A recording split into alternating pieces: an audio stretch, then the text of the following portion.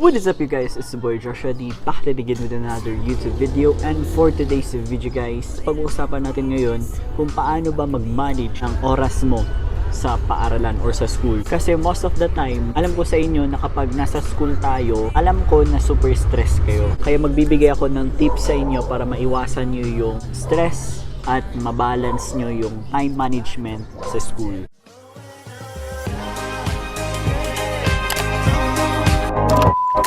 Tip number 1 natin is make a list on your priorities. Dito sa making of priorities list, ito yung magsulat ka or gumawa ka ng planner mo. Parang itanong mo sa sarili mo, ano ba yung mga activities na importante sa'yo? Parang isipin mo, ulit-ulitin mong isipin kung ano yung most priority, kung ano yung mahalaga sa'yo na kailangan mong ma-accomplish. Kasi sa akin, mayroon akong planner, mayroon akong book kung saan ko sinusulat yung mga task ko na kailangan ko ma-accomplish isang araw. Kung may mga activities ka na kailangan mong tapusin ahead of time, isulat mo yun sa priority list mo. Tsaka don't force yourself sa mga activities or sa mga extracurricular activities na hindi ka naman interested. Kung example, may mga activities na hindi ka naman interesado, huwag mo siyang gawin muna. Sinasabi ko din ito sa inyo para maging productive ka sa daily routine mo sa school. Tip number 2 natin is track on your daily task. Ito sa tracking your daily task, ito yung pag-manage mo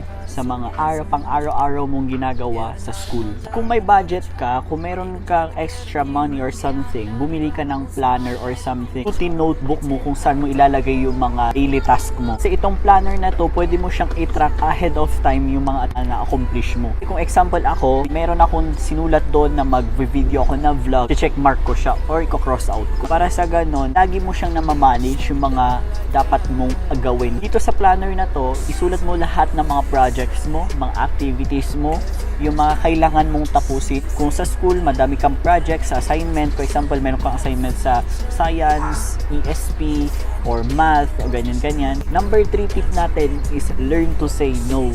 Kung alam mo sa sarili mo na marami kang sinalihan na clubs or mga activities mo na hindi pa natatapos, pwede kang magsabi ng no. Kasi sa atin, alam ko naman na hobbies nyong maganito, gusto nyong maganito, pero tignan nyo muna yung priorities nyo kung tama lang ba, kung kaya ba ng katawan natin. Kasi minsan, may mga estudyante na porket ang daming mga activities, hilig mong ganito, ipagsabay-sabay na. Example, sumali ka sa badminton, sumali ka sa basketball, sa volleyball, tapos may mga activities ka pa na naiwan. Madedehado yung mga activities mo na yun kung inuna mo yung mga hobbies mo. Example, inuna mo si basketball, si volleyball, tapos may mga activities ka na kailangan mo pang i-accomplish sa school mismo, sa room nyo, tapos nag-absent ka, mawawalan yun ng halaga, sayang yung points. Kasi ako, ACADS talaga, academic lang talaga yung priorities ko. Okay lang naman na pagsabay-sabayin mo, pero make sure na kaya mo siyang i-handle. Learn to say no sa mga bagay na hindi mo na talaga kaya. Make sure na kaya mo ha. Kasi health is wealth. Kailangan din nating alagaan yung mga sarili natin, yung katawan natin. Kailangan natin i-boost din. Hindi porket mayroon kang gustong i-accomplish, tapos yung sarili mo hindi napapabayaan mo. Paano na lang education mo kung yung health mo hindi naman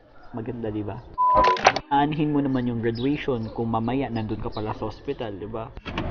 Better look on your health status before joining other events sa school nyo. Number 4 tip natin is it's okay with setback. Parang be okay with setbacks. Kasi alam ko naman sa inyo na marami kayong frustration sa sarili nyo, marami kayong embarrassment na nangyari, lalo na pag nandun kayo mismo sa school, mismong classroom nyo. May mga pagkakataon na kapag magre-report ka, nahihiya ka, mamental block ka, nakakalimutan mo lahat yung mga sasabihin mo. Ang tip ko sa inyo dito is plan ahead of time.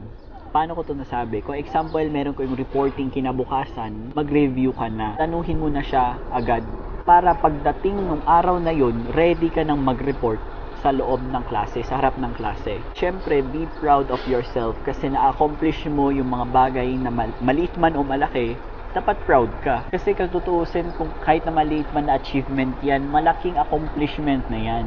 Kaya be okay with setbacks. Kasi lahat naman sa atin, nakakaranas ng mga frustration. Yung mga experiences na bigla kang, alam mo yun, mamental block ka, makakalimutan mo lahat yung mga napag-aralan, ganon-ganon. Tapos meron pa yung times na ako, lalo na sa math, kasi hindi naman ako mahilig sa math, minsan yung score ko doon 10 or 5, ganon, over 20, over 15, ganon.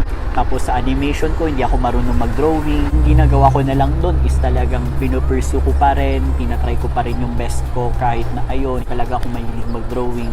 Tinatry ko pa rin yung effort, in-effortan ko pa rin siya kahit hindi ko siya talaga hilig na mag-drawing, ganon. Pinupush ko talaga para sa ganon, alam mo yung ma-accomplish mo yung task na yon. Sabi ko to sa inyo kasi lahat naman tayo nakakaranas nito. Hindi lang ako, hindi lang ikaw na nanonood na estudyante, marami pang iba. Kahit hindi naman sa school, pati sa work, kahit sa bahay, nakakaramdam talaga ng mga ganitong bagay. Kaya kung ako sa'yo, for example, kinabukasan meron kayong quiz, meron kayong exam or recitation, mag-review ka na agad.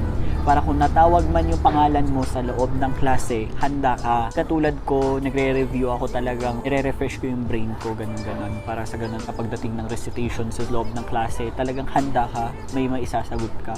Meron pa nga yung mga, kung ano-ano yung mga nasasabi ko sa klase, ganun-ganon. Kaya ang weird nga, diba? May mga tanong yung mga teachers ko na kailangan kong sagutin, tapos naiiba yung topic kasi na may mental block ka, nakakalimutan mo yung mga tamang sagot dun sa question nila. So, ayun lang guys, yung tip ko dito sa time management na to sa school, and sana this tip makatulong ito sa mga estudyante outside kasi alam ko naman sa inyo na nakakaranas yung mga ganito. I want to help them na share yung mga experience ko bilang a student para sa ganon kayo din magkakaroon din kayo ng productive life sa school. So thank you very much for watching this video. Don't forget to click the subscribe button sa tabi ng bell to be updated whenever I upload a video. And if this is your first time to go here in my channel, comment down below and I will welcome you.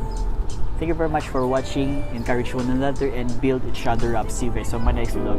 Bye-bye. I think I'm living my best life. I can lay out in the sun. Kang project sa assignment, for example, meron kang assignment sa science, ESP, or math, o ganyan-ganyan.